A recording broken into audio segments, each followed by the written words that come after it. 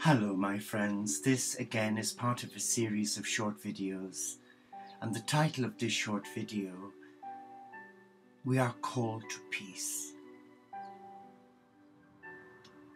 And call to peace is a beautiful invitation from the Supreme Father, Mother God to every child of God.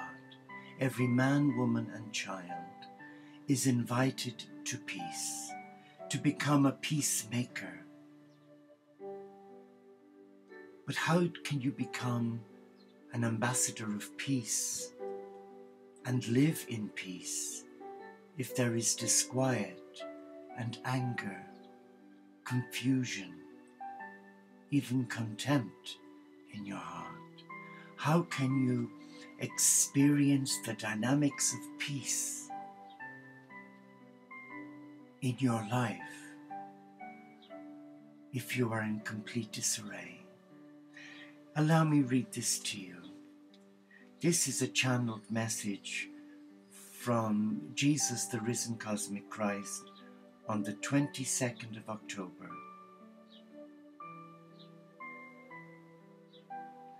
To live in my presence consistently, you must expose and expel your rebellious tendencies. When something interferes with your plans or desires, you tend to resent the interference. Try to become aware of each resentment, however petty it may seem. Don't push those unpleasant feelings down. Instead, let them come to the surface where you can deal with them.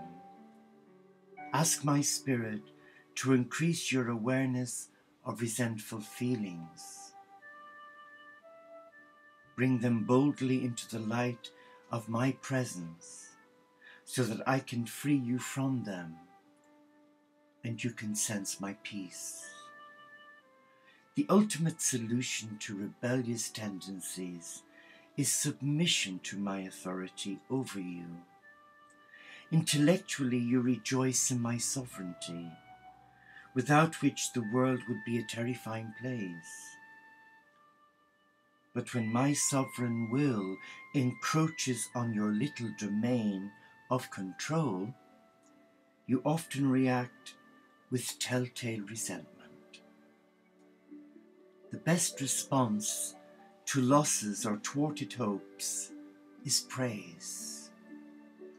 The Lord gives and the Lord takes away. Blessed be the name of the Lord. Remember that all good things, your possessions, your family and friends, your health and abilities, your time, are gifts from me. Instead of feeling entitled to all these blessings, respond to them with gratitude. Be prepared to let go of anything I take from you, but never let go of my hand. What is that saying to you? Well, it's saying several things to me. And I know, if I am honest and truthful to my heart, that whilst I was aware I was called to be an ambassador of peace as a young nursing monk, but how could I be an ambassador to peace when I had so much going on in my mind? Resentment, envy at monks who came in after me getting senior promotion. Oh, I resented that. But I wasn't at peace. But today things are differently because we are reminded that in this beautiful world that God made, many, many families are not at peace. And we see that on the world news, where so many countries are fighting one another.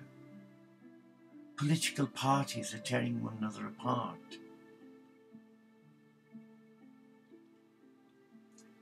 As the great Buddha Dhammapada said, hate is not overcome by hate.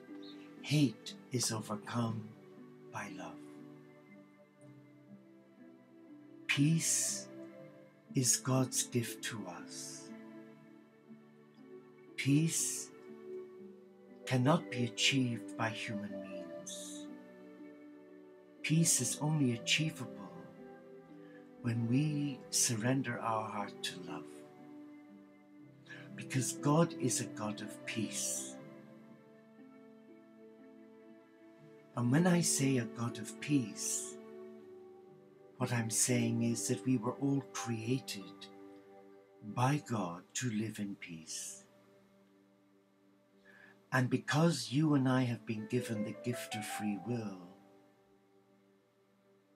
we know that many choose to abuse that gift by becoming more preoccupied with self, with their hidden agendas, to control others.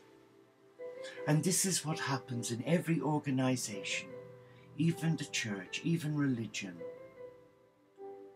A man or a woman without power may be a wonderful ambassador for peace, but then when they're appointed to a senior position, as we've seen with politicians, and even popes and bishops, something changes within them. It's as if they've been dichotomized from the head, from the neck down, and they become a different person. Power gets to their head. You've heard that expression. They become power mad.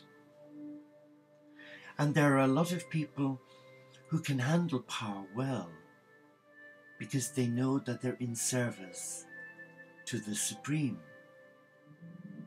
But once they start feeding their ego and creating disciples to feed that ego, and I've seen that in the work I've done over the years as a nurse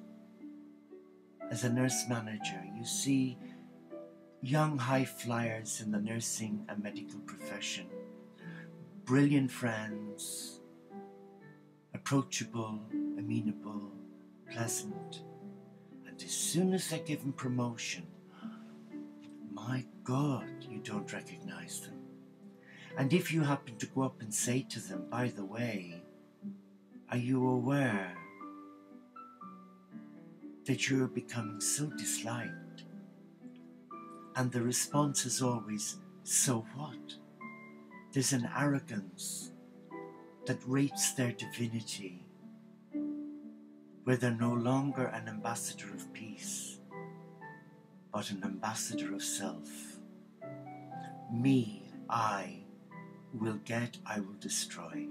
And we've seen that down through history. Stalin,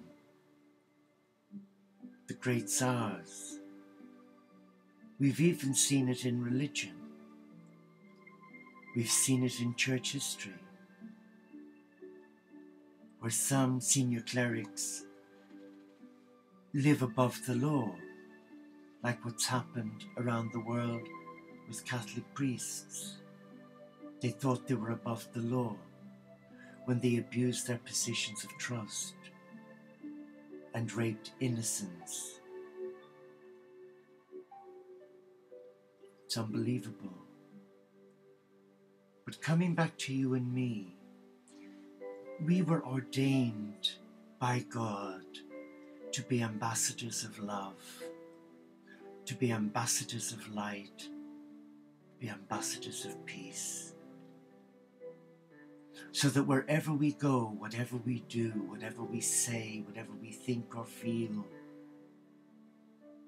we are in service to a much higher power who created us in love to be the hands and the feet and the beating heart of a loving God. And in this very generation, in this year of 2012, though many of us have been called to become ambassadors of peace, many have walked away because it involves too much hardship. It involves too much self-denial. because it involves discipline.